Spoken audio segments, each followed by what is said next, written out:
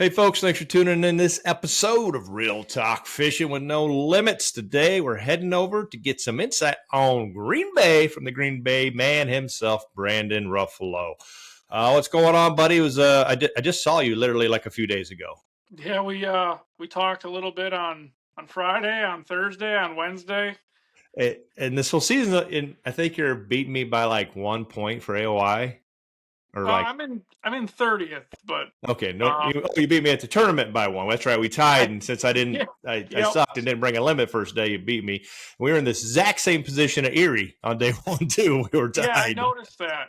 We had that same weight day 1 on Erie. You kind of cut out a little early day 2, which I don't blame you because that was some brutal. Yeah, I saw stuff. you.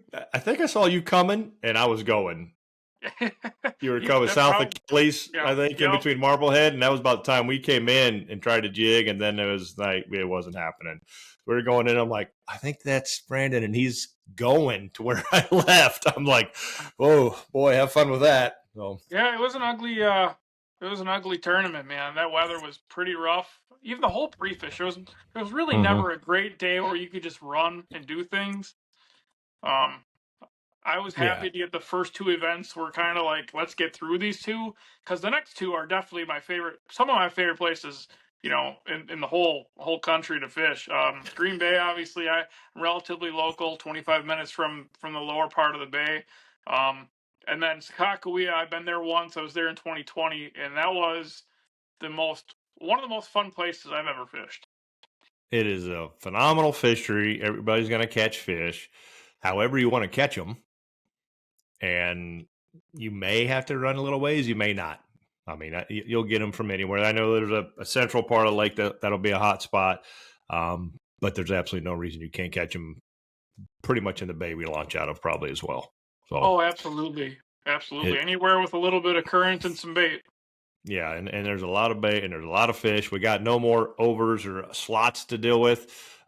We do only have the 3-man or the 3-fish limit at Green Bay and a 5 at Sakakawea, so you still don't have any to play with. But oh well, that's just that'd be a lot of deciding which one big one you want to keep or targeting small fish. Yeah, so for sure. The 3 limit thing on Green Bay is kind of awkward to me, just because the local limit for Green Bay is 5 fish. I just don't understand it. But I mean, everybody's in the same boat. I still think if you come in with 4 to 5 pounders, you're going to cash a check. It's just kind of always the case. You kind of sneak into that check range with that 4.5 to 5 pound average, but it's going to take some giant weight to win that tournament. It's going to take 24 to 28 pounds a day to win that tournament. That's kind of where I was thinking, 25 to 30. I mean, that's, 2-day weight. I mean, sure. But 28 to 29 a day.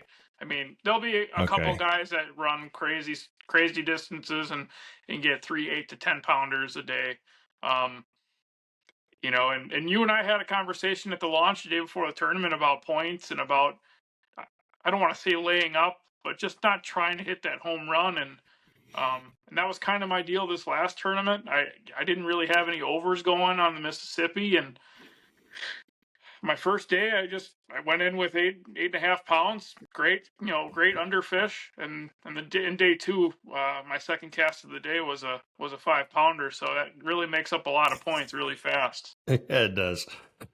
Yeah, those are good unders, 8.5. I had just a little over that with a 27-inch over, but I only brought in 3. So that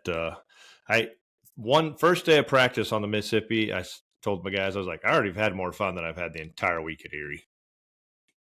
It was just, even when it did blow, it's fishable, and that place is fishy. There's fish everywhere. Not to say the Erie isn't fishy. Erie's fishy as hell. There's fish everywhere, and there's big ones. But like I said, just getting around it just makes it a challenge. It takes a little bit of the fun out of it. But those fish obviously like the little waves. There was never a point where my back hurt after I got off the water every day. That signals that it's not too nasty out or it's fishable. So that's always a win.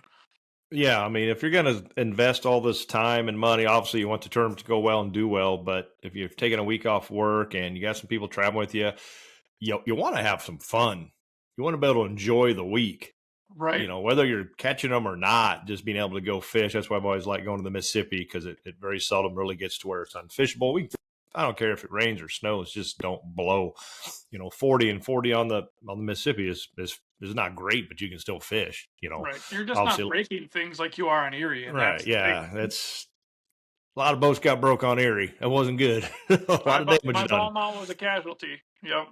Yep, been there and have done that plenty of time. Now, Sakakawea can get rough. Green Bay can obviously get rough. So these nice river days are over at this point. There is a lot of big bays on Sakakawea where you can launch and kind of stay in there if it does get pretty gnarly out. So that'll but you want to get out and around and you want to explore and hunt and find that bite. You don't want to be stuck to a certain area, but it also beats the hell out of sitting in your hotel room or your house, because you just can't get out. For sure. And Yeah. that sucks. So let's back up.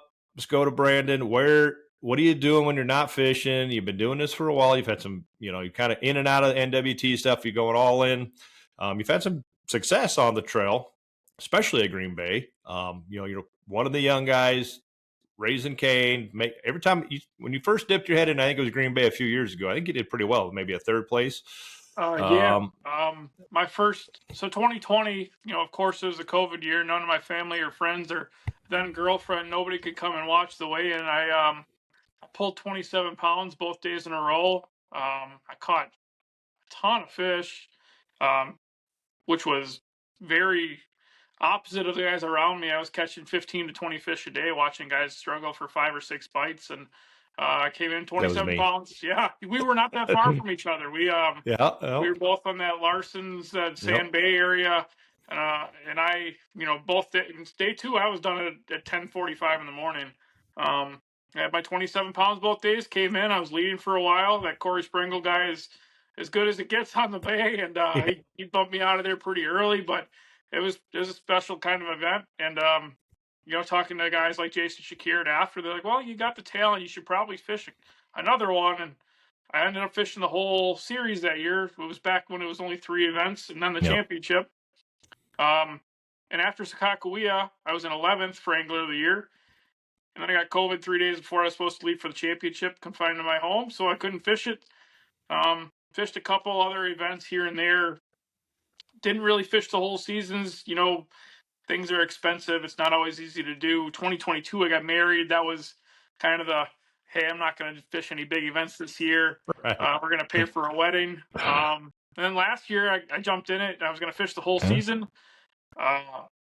In February, before the season started, the power steering module in my boat lit on fire. So I borrowed 5 different boats for tournaments last year. I ended up fishing only 3 events. I did terrible. Just not comfortable in somebody else's equipment, and and it definitely showed. I didn't fish very well, even on Winnebago. That's only 45 minutes from the house here, and I just didn't fish well. But going into this year, it was kind of that, I don't want to say revenge year, but it's just one of those years where you pick yourself up, you dust yourself off. Let's make the championship. Let's accomplish those goals, and we're getting there, right? We're 2 events in. I for my finishes, I couldn't be happier with where I'm sitting. One more over on Mississippi, and I'm probably in the top 15 in points. I'm 30th right now. I'm in a good spot. My whole team's in the top 40, which is really, really cool. I travel with Dan Harper, Matt Lieben, and John Kupchak. All 4 of us are in the top 40. So it's really helpful to have all 4 of your guys really locked in going into these last 2 events. Yeah, that does make a bit of difference. My team is nobody is. I'm down to 1 teammate because the other 2 have basically bailed already. Takasaki can't make any more. He's got a house sale and a daughter's wedding on the next 2 tournaments, so I'll give him that one. He's got an excuse, and Sam Capelli, whatever. I don't no idea what's going on there, but that's fine with me. Randy and I do pretty good by ourselves, so. But we got a lot of points to make up from having a crappy first tournament. So that is good, though. You got a good team traveling. Obviously, you all are on something. What's your take on the whole team thing? So for me, if we back up a little bit, my experience before this, my dad was a PWT and an FLW pro for a long time. He's a guide on the Bay, Green Bay now. So I grew up around this. This has been the dream since I was a little kid. 7 years old, I walked into career day with a fishing vest on. This is what I wanted to do. So, nowadays, getting to do it, obviously this isn't my job. This is my hobby.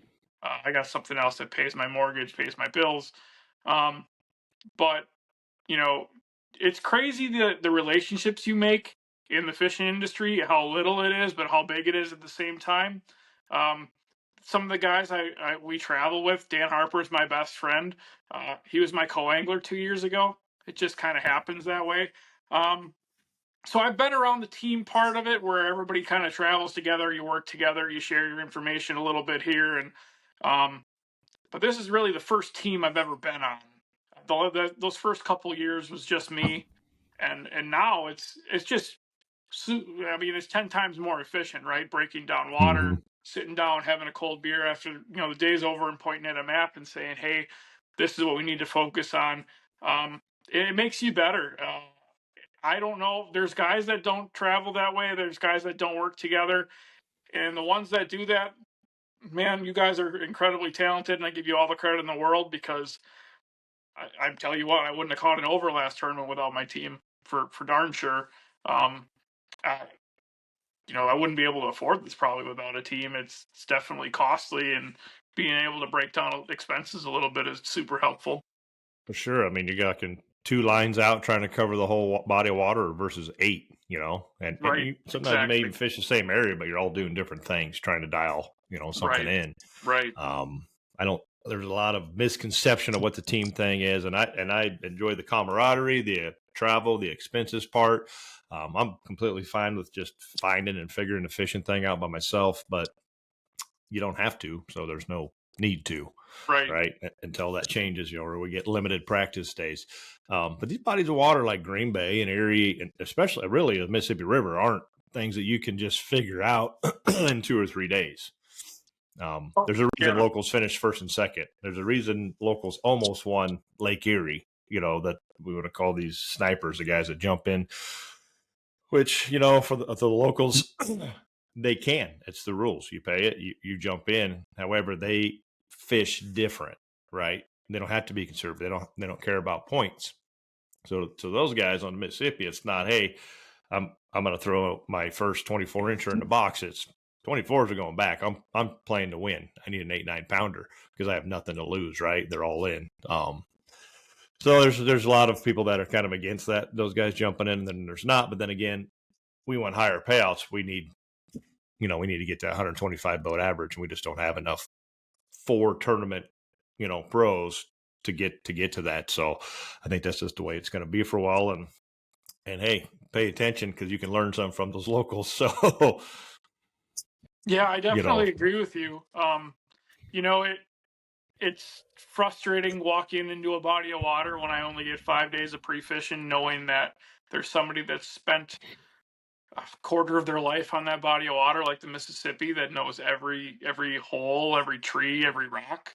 Um, but that's a great motivator to get better. And Green Bay is not going to be any different, right? You got you're going to have 10 different sticks that are the guys on this body of water. Ryan Dempsey's one of them. Woodkey. Danny Woodkey's won here twice. He doesn't have to go to other places because he lives here. He Yep. breathes this. Yeah, there's about 5 or 6 guys that when they get in a tournament here, it's cutthroat. They're playing to win. They don't care if it's Brandon zero. Ruffalo. Yeah, I think one of them's Brandon Ruffalo. Maybe Uh, might be a local there. So. Brandon Ruffalo is going to give it everything he has to try to get a W in this event. But he also knows that the championship is right here. It's in his grasp. So I'm not gonna, like I said, I'm not gonna lay up. I don't think for this one we're gonna give it all we have to try to get 3 giants in the boat. But I also think that there are other people that will go farther lengths than I will to get a W here. Yeah, I can think of a few. I know they're going to run up to Washington and Somewhere, man. whatever. I don't know. Because there's some big fish up There that are way. there are some giant fish throughout this whole bay. Man, there's a lot of bait this year, and it's early. It's like 2 to 3 weeks early. There's already guys fighting bait. There's guys getting fish right now.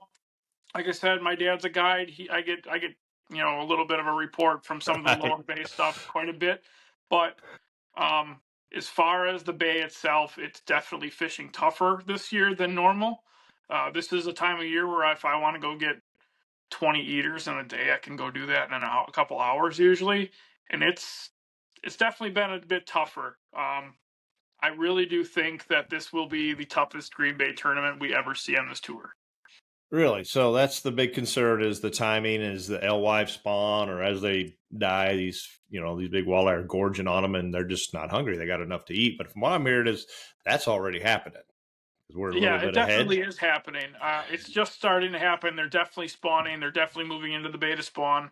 Um, what could really be good is if we get a really hard warm up, if we get a lot of really warm weather here over the next 3 weeks, that could really accelerate the process. But some of these fish aren't into their summer areas yet either. Like they're in that spring transitional, where the heck did they go mode. Um, No. they're kind of wandering a little bit. It's not going to be as easy, I think, as normal to find fish. Normally, that July to August, they're really grouped up.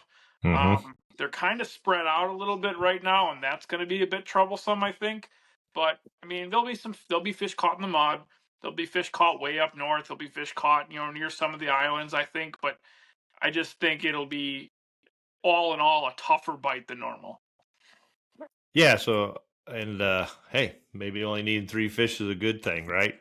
Could be a And blessing. you're not wrong. I think that as a tour, like you're gonna say 3/4 of the field comes in with a limit.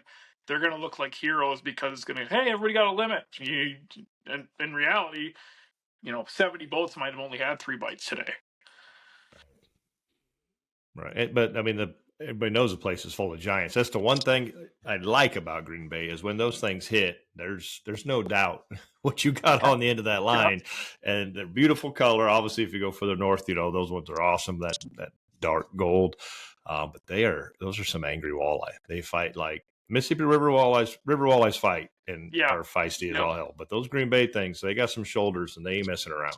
Well, and I think it's your genetics and your fish, right? I think a lot of Yep. times you go to Lake Erie, for example, and you're catching a fish that's 5 or 6 years old. That's a 24 incher. They have a crazy growth rate out there.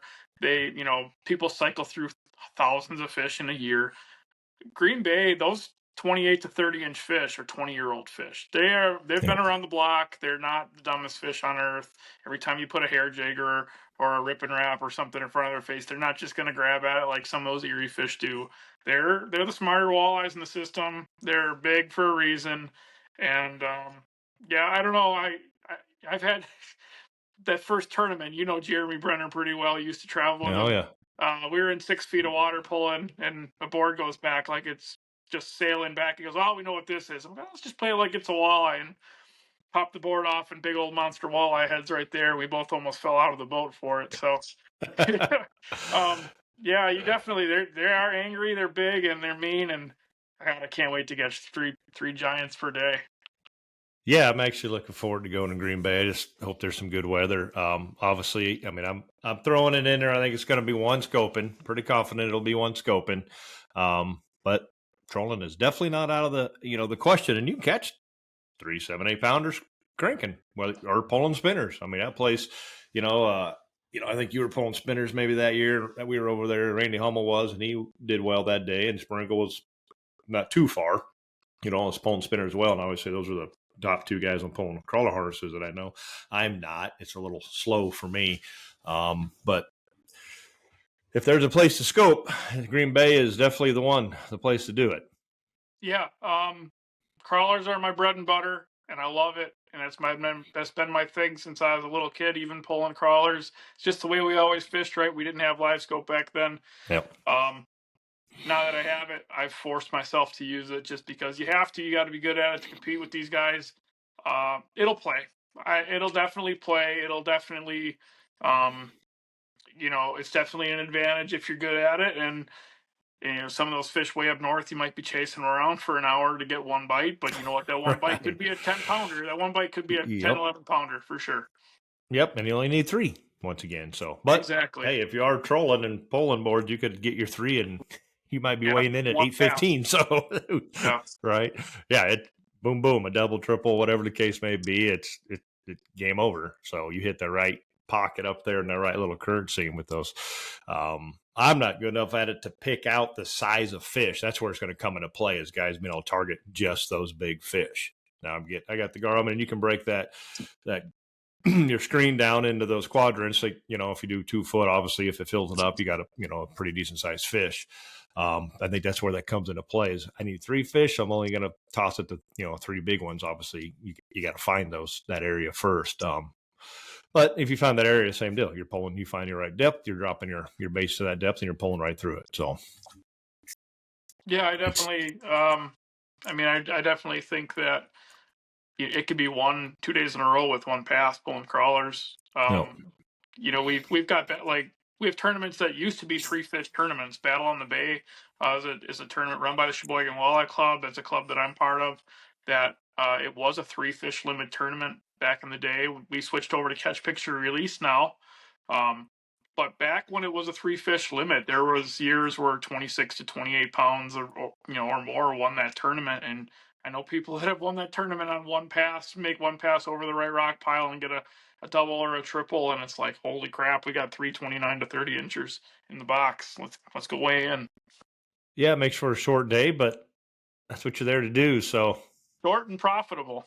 Profitable, right? I was kind of bummed at Mississippi, thinking, it's so beautiful out day one. I'm like, I had high expectations, way more than I did, and I thought we're gonna be done in a couple hours. That was not the case. It took the entire day because those fish were not going very good on day one, but they were there. I just couldn't get them to go.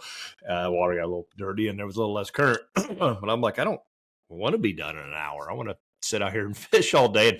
And I got my wish, and I had to fish all day today for 3 fish. But it's not really how that was supposed to work out. Green Bay, I won't be. I don't care how nice it is. I'll get 3 big fish and get the hell out of there. That's fine. There's plenty of good places to go eat near the lunch. Yeah, the day 2 of that the 2020 NWT, I had a beer and a cheeseburger at noon on a tournament day. That's one of the best feelings I think I've ever had. Yep.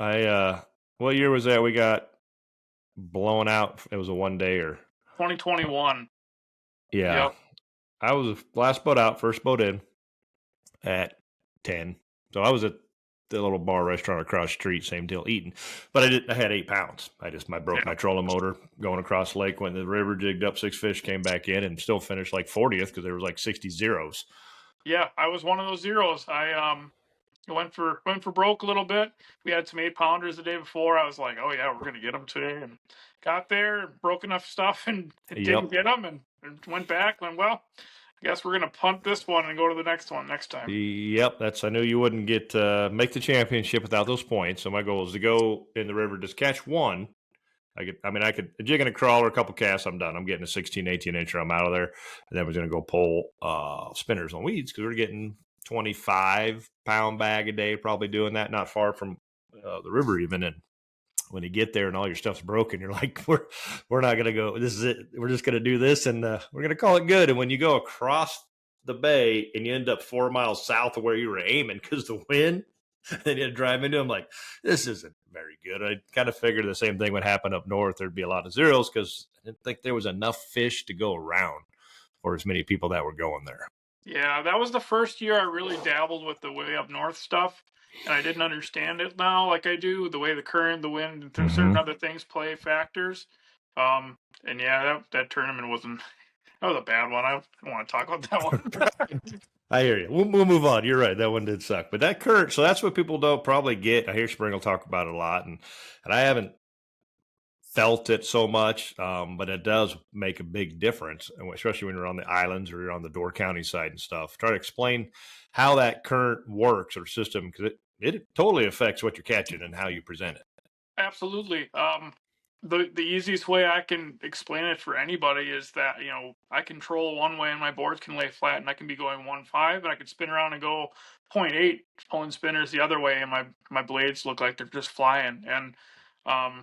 And it takes time to understand what speeds you need to be at. You need to just gauge how you're fishing and where you're fishing. Sometimes you pull across the current, not right into it, not right with it, but across it to present your baits better. But as far as current, the best tournaments I've had on this body of water are the ones where I understand what's going on with the current and I can present my baits in the right way. And it's not just running north south. Not People think necessarily. the No, bay's feeding and it's running up, and Lake Michigan or vice versa, Michigan down. There's a river. I mean, there's stuff coming in from all over the yeah, place. It can there's be, wind. Wind is super influential on the Bay, Green Bay, more so I feel than almost any body of water. Not because of waves, but just because of where it's going to push warm water and what it's going to yep. do to current. Winnebago's simple, very similar that way too. But I just feel like Green Bay has more current. And yeah, it's the wind. Pay attention to the wind. If you're pulling into a spot and your water temperature is 5 degrees less than it was the day before, and you're not above 70 degrees, you probably should just leave. It's probably not worth your time. Yeah, and the water's so clean there on portions, but majority of the lake thanks to the zebra mussels. But it's also why that fishing and the smallmouth fishing so good. Right. But so the wind obviously helps in that aspect of it. I mean, I've been there and seen 30 inchers at Strawberry laying on the rocks in the middle of the day sunning themselves. Yeah. And it's like, oh well, and sometimes you can catch them, most time you can't. You just get a look at them and go, cool, that's neat, because you can see 10, 15, or even up way north in Cedar River where you can see, you'll see them. I'm like, there's a 30 plus incher Yeah. by a boulder, but you'll throw your bait in front of his face until you scare it away. It's just like, that, I don't know, it's frustrating, but yeah, wind. But that's what it does more, I think, than anything there is it moves that water around so much. Yeah. You'll be on them maybe 2 or 3 days in a row and you go there exactly. Wind shifted and your water temp dropped 3 degrees. And it seems like it's really hard to do, even fish the same area at Green Bay 2 days in a row. Yeah, that's definitely true. Unless you have stable conditions 2 days in a row. I mean, you heard Corey talk about it in 2020 when he won, when he got to his spot, and he looked down and saw a little bit of algae in the water and went, "Oh man, I think I'm gonna win this thing." It's because if you have relatively clean water, but you can't see bottom in 25 feet of water. Now it's like, oh my gosh, I have something to cover my tracks. I'm marking big fish. There's current here. The water's still warm. There's Yeah, bait nothing. here. There's There's algae. no Nothing's reason. moved. Yeah. Right. There's nothing. There's no reason for those fish to leave. And that's the best feeling in the world here when you can pull into a spot and go, yep, it's how it's supposed to be. The worst feeling is when you run 30 miles and you look down and you go, oh my God, I can see bottom in 20 feet of water. Right. You know, Yeah. And you turn around and go 30 miles back the other way to the mud where it doesn't matter so much, right? Yep, and Yeah. I've done it, and it's painful, and it's terrible, and it sucks when you're on 30 to 40 pounds. But you know what? That's just part of fishing. That's why we do what we do, right? That's why Yep. that's why we're fishermen. So we're going out of Oconto for this one, which is, and I believe our Brown County is the tournament boundary again because of that's how that always is, which is Yep. just south of Oconto, I think, not very far, right? Yeah, about But 14, it's 15 miles. so in Mud Sharks Fin area Yep. is what you're looking at. But we think Yep. I think that mud bite's going to be going by then, just because everything's ahead of schedule, and you can pull some weight out of the mud. Yeah, those alewife kind of roll in there first. I actually wouldn't be surprised if you're a bunch of top 10 boats in the mud, right? The biggest thing with the mud that worries me, that scares me about it, is there's no structure. They're not relating to anything, and you could have 40 pounds one day, and you can have 10 the next day, and you could do that anywhere. But your highest opportunity to do that is right there in the mud, where these fish are always just kind of roaming around. Yeah, they are totally roaming. I mean, it'll be interesting to even scope those in the mud. So, yep. Erie, a lot of those big ones related to some of those reefs. They were off reefs way out to where it appeared to be nothing, but they're hanging in that area because of the reefs. The mud is the mud. Yep. That's your structure is the bottom. So, but somebody will figure it out. So, but awful lot of structure when you go east side. Yeah, east and west side, really. I mean, you get to Oconto, the shoals, reefs and humps and everything, all in Oconto. You get north of Oconto, there's a rock pile every 40 feet somewhere. Same with the east shore. You got a lot of rocks, some shallow weeds in places. Man, it is just a place with a plethora of area that you can hit, and you can go 10 miles without getting bit, and it can be super frustrating. Or you can go 3 miles and you can get 40 pounds, or in our case, 25 pounds. Right. Yeah, that's what is probably tricky about Green Bay is there's so many places to go. And when you find them, and you can you can catch them. Sometimes obviously the mud's a pretty big area and probably an easier place in a sense to troll or get something dialed in because you're not focused on an individual piece of structure or a jerk bait bite in the weeds or a rip and wrap bite up north. And like I said, the mud's a quick drive. You're driving by it or I guess down over to it. But I forgot O'Connell Shoals, which you used to call the crib, because that's a pretty consistent place. And yeah, there's always fish around, right? I mean, yep. we fished that, we fished the edge of O'Connell Shoal in February this year, and we were catching them in April, post spawn. They'll be on that shoal. There'll be fish on that shoal from, from January 1st to December 30th. Yeah, I've got some big ones on there too. Sure, yeah, and that's same Young's Reef is there. There's a bunch of little reefs on the inside of O'Connell. Lots of weeds in that area. Like it's all great habitat. If you've never been there before, you pull in there and you're like, well, I got 20 miles of weeds and rocks and mud to play with. Yeah, that's a day. I can spend 2 to 3 days here to break it down. And in reality, if you spend more than a day there breaking it down, you're probably wasting your time. Yeah, you better figure it out quick because you have 20 more areas that are equally as big. The exact same. Yep. But it does hold fish always. It just doesn't hold the right fish. And when they'll be there, will they be there when you get there? And what is it that's going to trigger those to bite? Obviously, we all have an idea and plans in our head and where we want to start and how we're going to work the whole thing. But like I said, wind's going to dictate just about everything. So it dictates your practice. And I told the guys that come with us that I said, there's no other place that I launch and relaunch throughout the day more than Green Bay. Instead of making it, I'm like, we'll fish a couple hours, put the boat on trailer, drive somewhere else, dump the boat off, fish for a few hours or the rest of the day or whatever. But it's not uncommon to maybe launch 2 to 3 times a day sometimes, just because the wind. I'm not going to, why beat yourself up to go 20 miles when you just unload it, drive, 10, 15 miles and put it back in the water. So right, for sure. Unleaded's cheaper than premium anyway. I look at it. It's easier and more efficient if I just drive where I only got to go 2 or 3 miles with the boat than it is if I got to run 30 miles with the boat, unless it's dead flat calm. Yep. Yeah. If it's flat calm, then it's, hey, you just fly to the other side of the lake. You do whatever you can do. I mean, we all love those days of practice because we can cover a lot of water. Sometimes fishing may not be as good as a little breeze, but I know I broke a windshield at Green Bay and it wasn't that windy. Just heading from Marinette to Green and through, I don't know what it was, 15-mile-an-hour winds maybe. But that place is a lot less rollers like Erie and more chop. To where if you can't get up on top of them, it's just slapping, and that's when. Yeah, the waves definitely I don't feel like they're not Winnebago where they're like really super tight. Like Winnebago, I feel they're just too far apart to. But yes, they're too far apart to roll over the top of like and they're not. They're terrible. They suck. Especially like a northeast wind, like the year we had a one-day tournament. You're running in 6 to 7 foot waves, and you're like, "Holy crap, this is terrible." Yep. And that's just when you're running sideways. And once you start running into them or with them, it's like, this is impossible. Yep.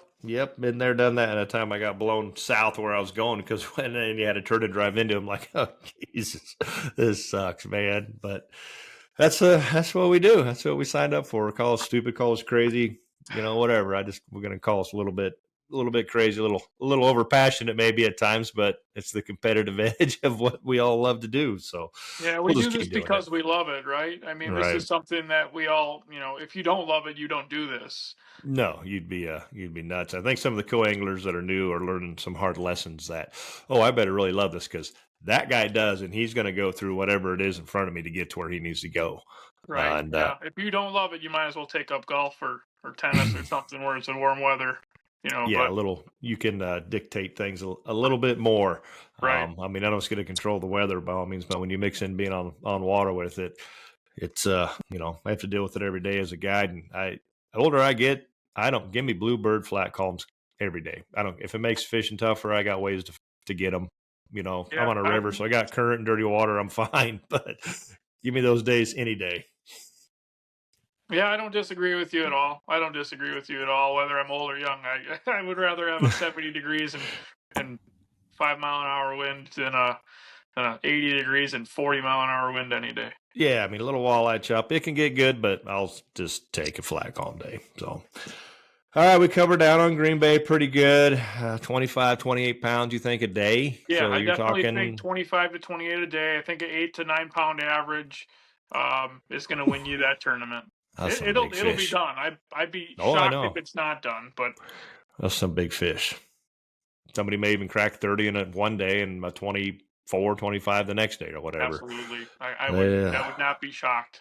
So they I eat would not those be those shocked. alewives, obviously very fatty fish, and that's what they're just gorging on right now. So they Yeah. should be obviously past. We're post spawn, but they should be pretty plump and ready to put all that weight back on by then. So Yeah, we've been post spawn for over a month now.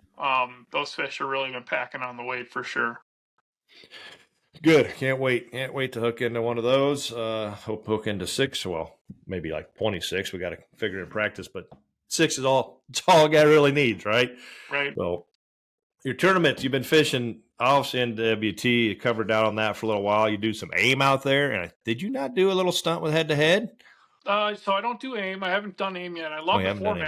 format. We have the Sheboygan Walleye Club right here. It's a pretty Sheboygan. cutthroat club. We got 40, 50 boats that fish every tournament. So I've been doing that for, I think, 7 years. I think I've qualified for 7 or 8 national team championships in a row now. My wife and I fish the club now together, which is a lot of fun. She gets it now. She's got a little taste of it, and she gets it. That's how we met. So she gets it. Awesome. I give her a lot of credit for putting up with me. Because I'm sure you get it. We It get takes a special kind of woman. We get in that tournament mode. We get in Yep. that really cutthroat mode, and it's just a $30 club tournament, and I probably should be nicer than I am. And it don't matter. 30,000. It's a tournament, and my wife fished a tournament with me once years ago, and I think we did 8th or something like that. But I won't tell the story about her knocking a fish off with the net because she says I always bring that up. It was the big one, of course, right? But yeah, it was fun. But now she gets it. yeah, my it's wife, totally. she gets it. I love that woman. She does a great job. We had a great year last year. We ended up not fishing one of the club events. We took 8th in team of the year. We took the second. We had a 2nd place, a 5th place, and one bad event where we didn't get to fish the last event. So she gets it. She's a good stick. She's a better hair jig fisherman than I am. I shouldn't Really? say that, but she's really good with a hair jig. Yeah, so I'm fishing head to head this year in the head to head league, which is cool. It's a good showcase for my sponsors, and it's fun. They do a really well run league. My good buddy Mitch Down and I fish that together, and there's some hammers in it, man. There's some really great sticks. Fished some master walleye circuit events, kind of cherry picked those on the bay a little bit. Had some mild success in those. I fished I fished 3 of those. I think I've cashed checks in 2 of them. Got a 3rd place. That probably should have won that one, but yeah, Green Bay's home. Yeah, you got a lot of opportunity out there. How about the Merck Nationals? You ever jumped into that one? You're close to fished Bago. that once. This is my first year ever running a Mercury, so I probably will fish that here in the future. I try to stay off of Winnebago personally. There's so many great sticks on that body of water. Yeah. And I love that body of water. I give credit to all of them because every time I think I have it dialed in, I just shit the bed. That's the best way to put it. Last year I had 12 to 14 pounds a day, every day at practice. I weighed 2 pounds on day 1. I've never been more let down by a bite. I have had same deal. A lot of great practices and just crappy tournaments there. I had a practice that's unbelievable. I mean, we were catching over 20 pounds a day between Randy, Ted, and I in like 6 casts every day. Somebody went and checked a spot and made 2 or 3 casts and popped 6, 7 pounders. It was stupid. And then tournament day, it lightninged at 4 a.m. and that bite, boop, all gone. Gone. Yeah. 6 boats there. I saw one guy catch a 7, 8 pounder, and I caught an 18, threw it back, and I brought nothing in. I mean, I could have went and caught the 14, 15 inches, but it wasn't. It didn't matter. Some humble pie, isn't it? That place is good for that. Yeah, that really sucked. And we had another spot that was equally as good. It kind of had, I looked at a map and went, this is the same as that. Minus, it was like 3 foot deep. and all right, we'll do this, and caught them over there too. The other two guys fished that in the afternoon and got fish, but those 26s and 5s and 28s all turned into 17, 18s. And I gave up and bailed and went and left. But I'm like, wow, I've never been so confident as a team. Even we're like 1, 2, 3. You can't. 20 some pounds a day at Bago. Come on, give me a break. You got that thing in the that'll bag, win right? every tournament there forever. Yep. I remember Ted found that bite, and he made 8 casts and caught 6 fish all over 25 inches. Oh my God! I don't think I've caught any fish over 25 there in my life. No, I went there. I made a couple casts, caught a few, and a muskie. Randy went there, and like one person would just check it every day and literally just make a couple casts. You couldn't see them. We didn't have scopes. You had to fish it just a little bit. And it was like, whether it came off or you got it, you're like, okay, it's good. I'm out of here. And really didn't see anybody else around the whole time. And it was just stupid. But yeah, I don't know. I like Bago, but when you live that close to Green Bay too, and you have those 25 to 30 inches everywhere you go, yeah, why would you go to Bago, right? It's like sprinkles. You rather just go to Green Bay. It's a home body of water, but don't go to it. Closer to Winnebago than I do.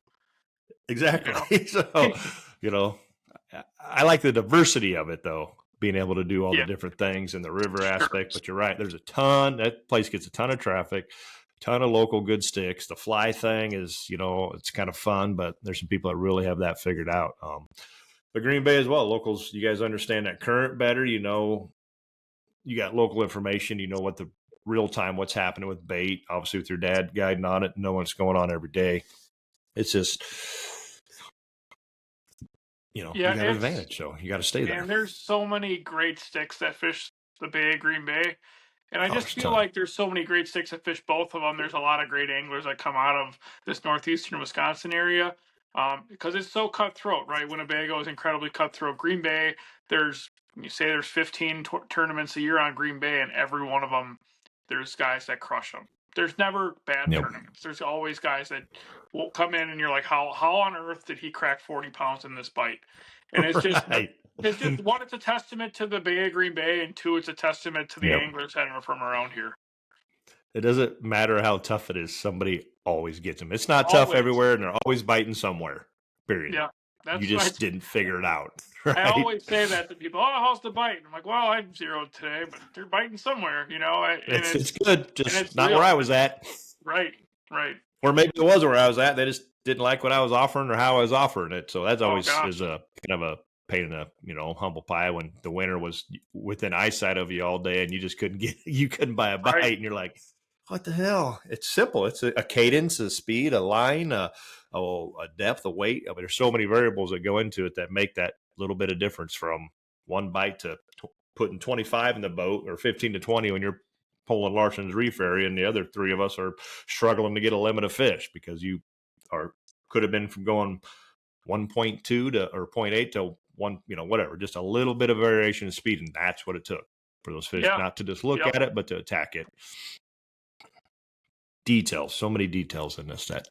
Well, that's why there's guys like Corey and John Hoyer and Tom Wynn that are the best at what they do, because they are that far detail oriented. Yeah, you got to be dialed in. You got to everything. Down to your knot. It all matters. There's days and there's bites when you can put a cigarette butt on a hook and you're going to catch them. Sure. But they're not 8, 9, 10 pounders. There's obviously a little luck involved with fishing sometimes. I don't know. You heard it a lot in Mississippi, and it kind of unfolded a little different than anticipated. I thought it'd be a lot of 3 fish brought in because guys were throwing back overs and waiting to get a big one and didn't get it.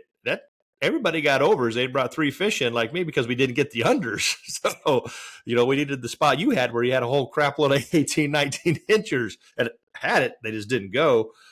But I was like, there's a lot of 3 fish, not a lot, but a handful of 3 fish limits, but they all had overs and he didn't have the unders. So it's like, that was there. And you hear him like, I went to fish for my unders and cracked a 29 incher. I caught a 27 day one on my under spot and I didn't get anything on the over spot. So, and then day 2 went there in the morning. Then we went there second stop and caught 3 overs.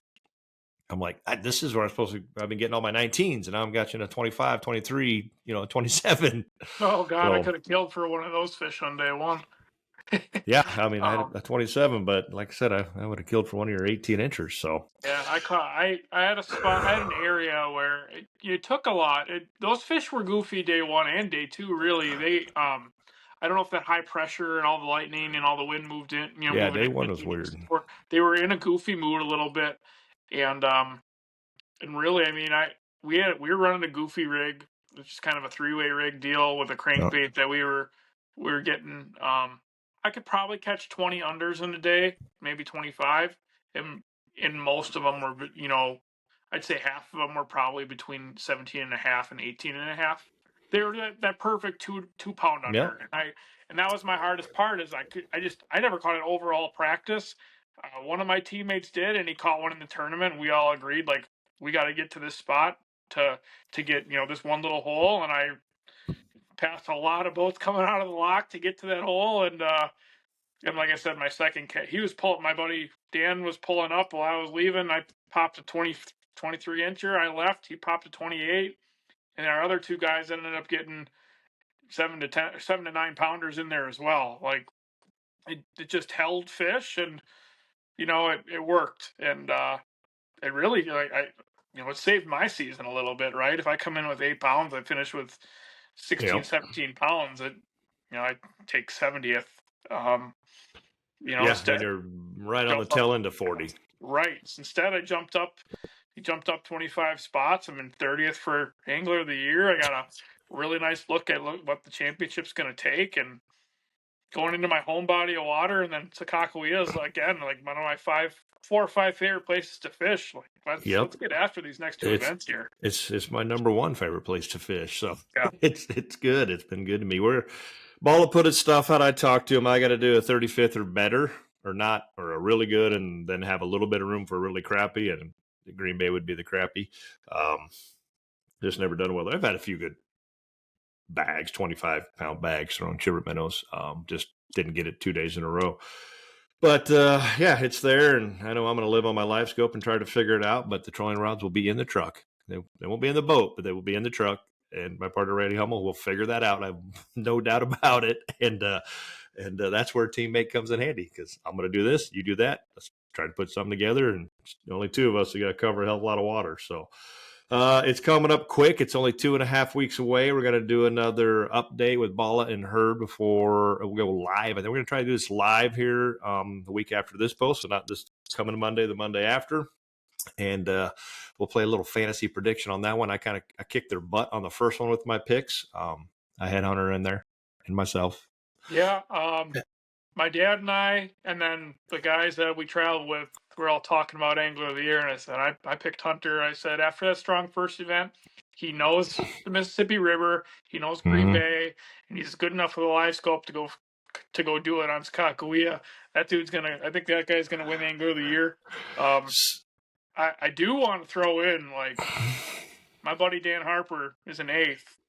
Yeah, he's Uh, rolling.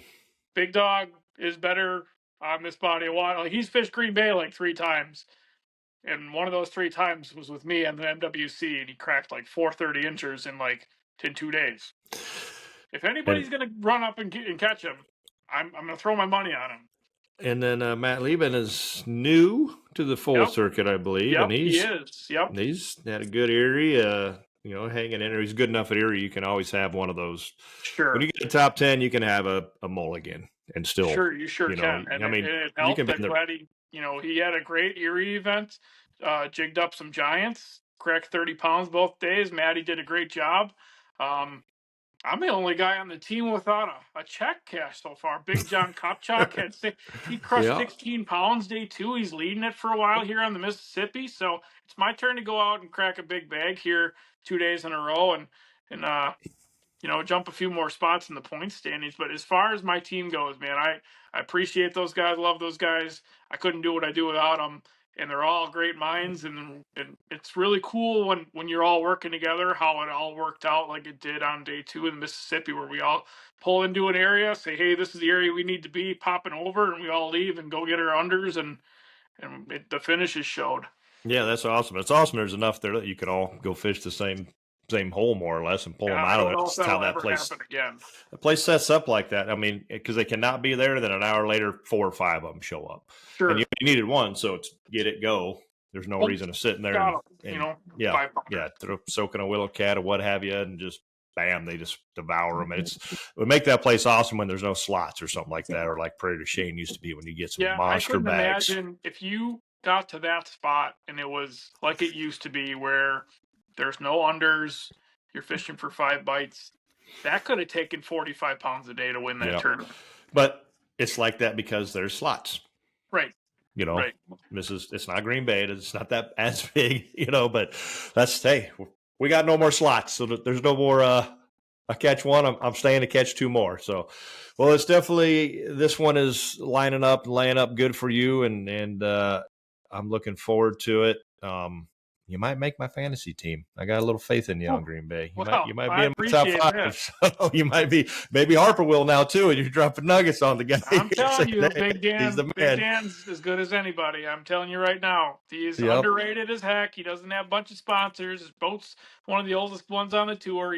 I'm telling you right now, that boy. Those are the guys to watch out for, because they're just fishing. They don't have to worry about nothing else. And I mean, life stuff, but they don't have to do the other game stuff. So that's awesome. Let's wrap this thing up. You got me. I'm pretty pumped to go to Green Bay now, and that's hard for me to get. I talked to the co-anglers. They're like, "You're not making this sound very appealing." I'm like, "No, it's going to be fine. It'll be fun. I'm just telling you, I'm going to live on the screen up front. So bring your pole. I have use mine. But if you want a Garmin, I have a bird in the back. I'm like, bring it, because otherwise you can just stare at the back of my head all day. Sorry, that's the game. It's part of pre-fishing, man. Yeah, I'm like, we'll mix in some trolling because I'll just need a break, whether it's just for an hour or 2 here and there. But I'm like, this is the way it's going to be, guys. So you want to play the game, you need to get in the game, and that's where it's at. But certainly plenty of fish to be caught trolling in it. And these guys haven't been there, and new guys like to go take a little time out of that day and just show them about pulling crawler harnesses, and we're going to pull some Randy rigs. We're going to do this and show you how and why. And I mean, here's what I know. If you really want to learn this stuff, go get in Hummel's boat. He'll take you to school. I'll get you through first grade. He's going to graduate you. So that's how good that guy is at that stuff. But leave a nugget. You got something, a little tip, anything for our listeners to help them along their way. You sent me that, and I've got a couple nuggets, if that's okay. Yeah, drop them all. So one nugget is, if you're just getting into this, whether you're a tournament fisherman or not, you're fishing from the bank, love it, right? It's the same as us. We love it. But if you're the guy sitting on the bank enjoying yourself, make sure you're enjoying it. Make sure you love it. Life's not long enough to not love it. True. 2, if you're also new into this, hire a guy like yourself, like a guide. Hire a guide like yourself, my father. There's a lot of great guys in the Green Bay area, Lake Erie, all these places that can teach you, that are happy to teach people what they understand and what they know about walleye fishing. And 3, if you're doing this, if you're on the tour, I don't think we can stress this enough. And it's not just live scope, but understand your electronics. I catch more fish because of side scan than probably live scope, to be honest with you, just because I'm looking at what I'm, okay, there's a rock transition right here. Boom, there's a fish on the edge of it. Okay, now we're going to spin around. I'm going to live scope a little bit, whatever. But if you get in touch with your electronics, man, there's a reason Tom Wynn, there's a reason Sprengel, there's a reason John Hoyer, Jason Shakir. These guys are all really good because they can look at their graphs, say, yep, it's all right now. And they can get on the front of their boat and do their thing. Yep, you are 100% correct. I always said, if be a master of electronics, you'll be a master angler. Period. Damn straight, absolutely. I live on my side scan. Get rid of my 2D, get rid of my DI, just give me sky scan. When it came out, I've been a bird guy ever since. I got great side scan, and it was like, well, that's it for sign instructor. I'm like, good for you. I'm finding fish with it. And I just throw right at them. I can even almost pick them out of rocks. I'm so, dialed into the side scan, and I'm adjusting it, and even on the Mississippi, I'm running 455 kilohertz because I'm fishing shallow. Yep, I kept telling guys, I'm like, get off, take the meg off, go to 455. I'm telling you, I was like, all of a sudden there's hundreds of fish versus the 4 or 5. I tell you, the big debate is, oh my God, should we get rid of forward-facing sonar? And I'm telling you, right, if they did, I'd be a better fisherman, because Right. I'd be in a better spot because I don't stare at it every day, all day. Yep. So if you do it, you do it. I don't think they should. I think if it's a tool that's given to us, we should Yep. roll with it. So I'm good with it either way. But I tell you right now, man, side scan will teach you more about a body of water than almost anything else. Yep. It is good. I wish it worked at 40 mile an hour, but it's Yeah, me too. but it's probably good. It makes you slow down. So I mean, you can really figure out the trees, the weed lines, and just drop waypoints and do your thing. It's so good. So yeah, I love it. And like I said, if there's one thing to leave as far as electronics go in the boat, don't take my side scan. Yep, I Take agree everything. 100%. And I'm a shallow guy, so 2D don't do me a whole hell of a lot anyway. Oh, 2D is on, I'm flying down the lake, so in case I run into some 2-foot water, but by then it's too late. The transducer's on the back of the boat, so when it tells me what's underneath me, it's no longer underneath me. You're sitting on it nonetheless, but you get a good going on there. Anyway, awesome, Brandon, good stuff. Thanks for coming on, man, and looking forward to competing with you at Green Bay. I was just say, whooping you or whatever the case is, but competing. You can say that. That's no problem. Brian, you're a great guy. I appreciate you. Man, I hope I kick your ass on Green Bay. Yep, exactly. Hope to hold my own and do a 35 or better. And, the idea with this Angler of the Year stuff, points is points for the championship. If you just win one, you're in. Yeah, the fish all maybe for. I should just do that. We just get it over with. I told Ball, I said, I'm so far out of it from Erie. I was like, whatever. I'm going to fish them all because I'm going to go win one, and then I'm in. I don't have to worry about it. So the AOI, I'm not concerned about that at all. The AOI is 39th and 40th. That's all that matters. Yep, I don't care if it's 24th or 40th, or just win one, and you can be number 41, and you're in. Yep. So I'll take that. So, all right, man. Thanks for your time. I'll let you get back to it. You got to go keep that wife happy and keep her. Might want to take her fishing if you got a nice evening out there. Oh, we're going out Saturday. We're going to go check some stuff. Yeah. Good. I got to go make her dinner. Happy life. Yep, that's right. All right, man. Well, thanks for joining us, and thank all of you for tuning in. You can catch us over on Apple, Spotify, all those podcast platforms. And if you're watching this, you're over on the Walleye Guys YouTube page or the Walleye Guys Facebook page. And stay tuned because next week we're going to go live and we're going to talk to John Balla, Drake Hurd, and myself. And we're going to break down Green Bay predictions and get a little insight on who our fantasy picks and how we finished last time. I'll just give you a little teaser. I kicked their ass on the last one. So we'll see if the stats fall. And we had to change our rules up a little bit going forward. So because Balla picked a bunch of anglers that were locals that didn't fish it. So that didn't help him none. So we modified that, but stay tuned for that one. And thanks for tuning in, guys, and stay safe, and we'll see you on the water.